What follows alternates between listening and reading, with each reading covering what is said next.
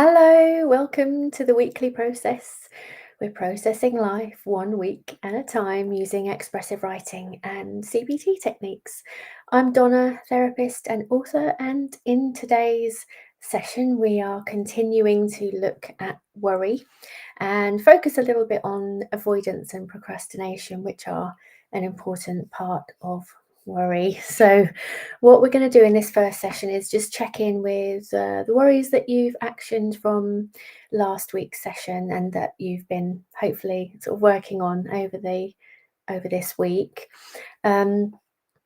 If you weren't at last week's session, that's okay. You can use this first writing session to get all of your worries out onto the page, and then we'll process them afterwards. So, firstly, what I just want to say is that if you were in last week's session and then you got a list of worries, you made a worry zone, you got a list of worries together and you actioned them and you scheduled what you were going to do, and then you might have avoided doing some of them, or you might have put off some of them, or you may not even have realized that you didn't do some of them. Sometimes we can just have these subtle avoidances when it comes to things that we're worrying about. And that's a normal part of worry. And in fact, it's one of the things that keeps worry going, because worries are what if thoughts about something that might happen. So we're worried about what might happen. And usually we'll put off doing things that give us that feeling of, oh, if I do that, something might happen. So we'll put the thing off if it's not easy to do. So I'll just give you an example of that. I used making a phone call, but it could be lots of other things. But in this example, just putting off making a phone call to either someone that you're not sure about speaking to, or you may not have spoken to them before, or you're not exactly clear on what you want to say to them. So that uncertainty and that discomfort is something that the brain tries to avoid, right? So we'll almost have this incentive from our brains to put off doing something that makes us feel uncomfortable, or something that has that element of uncertainty in it. So it's kind of hard, isn't it? Because you've actually got your brain's kind of wanting to put it off, yeah, because it feels uncomfortable. Brain doesn't like uncertainty. So it's almost like you're fighting against that natural instinct to avoid. Because if anything makes us feel anxious, we will have a natural instinct to avoid that thing. Usually, yes, we have fight or flight, but usually we'll try and avoid, right, rather than fight things, in most instances. So something that makes you feel uncertain or a little bit of discomfort, you'll put it off, and what that means is that then you know you've put it off, your brain knows you've put it off, and so it keeps throwing it back up as a thought, right? So you'll get that thought, oh, I need to make that phone call. Oh, I need to make that phone call. So that's an example there of, and you probably can see this quite easily, right? The worry and the avoidance kind of both come together. So if you put something off, you're more likely to worry about it. And that was one reason for doing the worry zone, was to try and get out of that loop of kind of instinctual avoidance by putting it on a list and breaking it down, and breaking it down as you're putting it on the list, right? Because you're starting to see and unpack what it is that you need to do, what are the steps, and then giving yourself clear actions. So that's one reason for doing the worry zone. And if you weren't here last week, the worry zone is where you put, as the worries pop up, you put them into a list. And you schedule a time where you're going to go through that list and action all of those items using the worry tree, and then you restart a new list. So you try to make sure as well that if you're doing your worry zone, you make it at a time when you're not doing something else, ideally not in the morning or last thing at night. So this time on a Sunday is a good time to do a worry zone, I think. And if that works for you, you can do that as part of our writing session here. But today, what we're going to do as we go into our first 7-minute writing session, if you were here last week, write about what the process was like for you, actioning those items, and then you can move into starting your next worry list, or anything that came up for you over the past week with regards to avoidance or procrastination or putting off.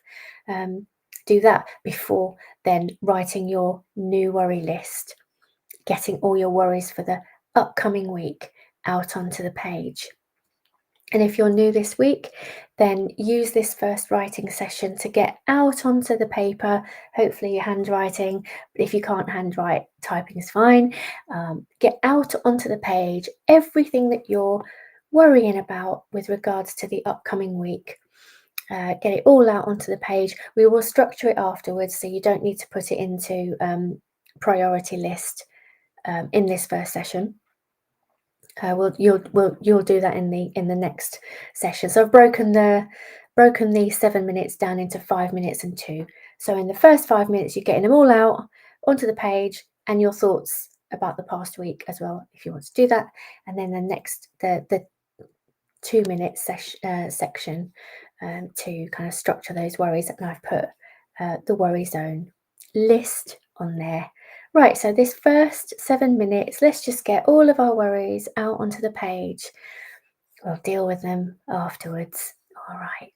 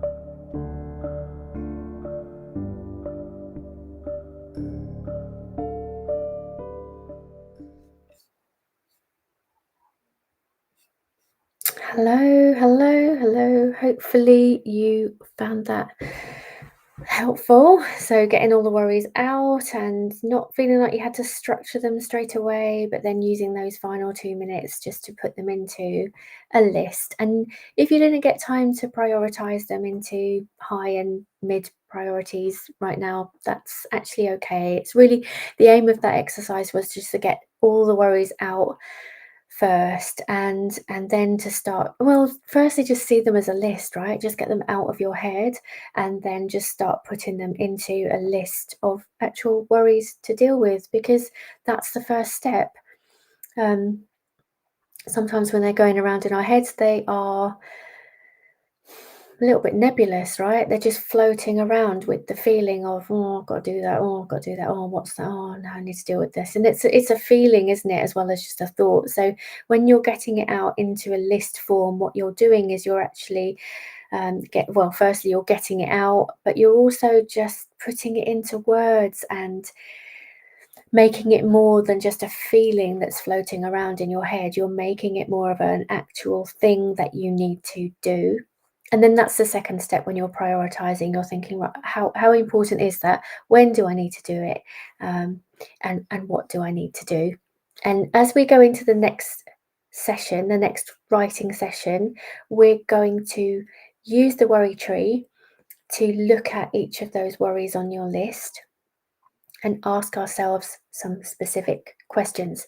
But before we do that, let's just do a quick check-in, because depending on what was on your list, if you are really worried about something at the moment, then you might be feeling a little bit tense at having written a big list of all your worries, right? So let's just check in and just do a quick breathing exercise for that before we start actioning them. So taking a big breath in and then letting it out like a big sigh. So, and another one of those. Big breath in and out like a big sigh. And another one of those. Big breath in and out like a big sigh. And as you do that, just check for any tension in your body. Check for any clenching anywhere, because we can sometimes be clenching without realizing it. All right, so if there's any tension, just shake it out. So what we're going to do now, let me just give you a quick reminder of that worry tree. For each item on your list, and I have put this on the slide for when you're writing, so don't worry about having to try and remember this. But what we're going to do when we go into the next 7-minute writing session is we're going to take each item on your worry list and go through this flow chart for it.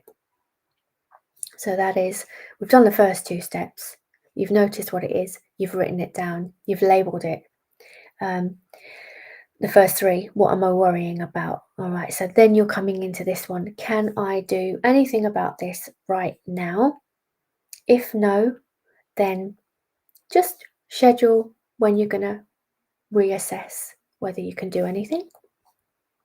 If the answer is yes, then it's a case of what you need to do and when you need to do it. But it may also be, what smaller steps do I need to break this task down into?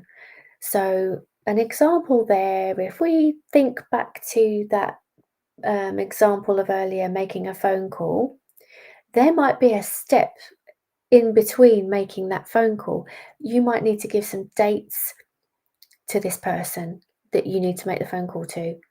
And so before you phone them, the first step is thinking about what the dates are. So the first step is sitting down with your diary to get those dates. So you might need to break the task down into even smaller steps and schedule those and action those. And so that's what we're going to do in the next 7-minute writing session. And you're going to make yourself an action plan for when you're going to do those things. All right, so just do as much or as little as you can here. If you run out of time, that's fine. You can always just do a little bit extra. If you have lots of time left because you haven't got many worries on there, what you could do is make your action plan a little bit more detailed and break down the steps even smaller, because that gives you more of a chance in actually getting the thing done. If you break it down into smaller steps that the brain feels more comfortable with. So let's go into our next writing session. And this is using the worry tree to action each of your worries. See you in 7 minutes.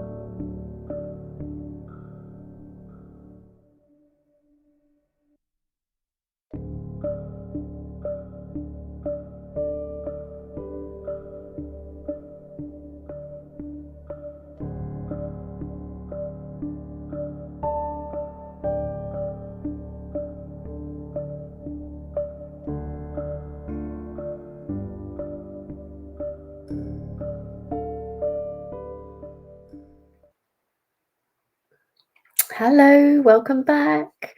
Right, how was that for you today? So, were you able to use the worry tree and the action plan? Hopefully, you got to that stage of doing the action plan. But if you if you didn't, I have got a download on my website, and I think I have put the QR code. I've got the QR code for you here. Right. Didn't put the QR code there for that template, but if you would like that template, it is on my website, donnabottomley.com/blog, and you'll find it on there in the worry section. And if you don't download that or can't download that, that's really okay, because all you need to do is just use use the notes app on your phone if you want to. If you don't want to handwrite it, that's fine. Just making yourself your own worry list and brief action plan. Hopefully that was helpful for you today. And if this time works for you as a worry zone, why not keep this as the time each week when you reassess the things that are on your mind, um, that maybe you are finding that you're worrying about, and do that process with them. So make it a worry zone, get yourself a list throughout the week. Every time they pop up, put it on that list, and then in your worry zone, take the list, go through the worry tree process of, can I do anything about this right now? What do I need to do? When do I need to do it? Get yourself that brief action plan. Prioritize if you need to, if there's a lot of them on there, and then just try to make sure that you action those things, because if you put them off, then the worries will stay there, won't they? Because your brain knows that you've put them off, knows you haven't done them, and so they will keep being thrown up as a worry. If you've got any questions about that, anything you're not sure of or you want to check out, feel free to email me. It's donna@donnabottomley.com. And just feel free to ask me any questions. I have got a QR code for the worry tree if you need that. That's also on the website as well, donnabottomley.com/worry-tree. And if you would like my weekly newsletter, I've also got a QR code of that as well. So let me just bring that one up for you. Just need to hover over that QR code if you want to join the newsletter. That's fine. And that's also on my website as well. Right, I hope that that was helpful for you. Like I say, if you've got any questions, just feel free to email me, donna@donnabottomley.com.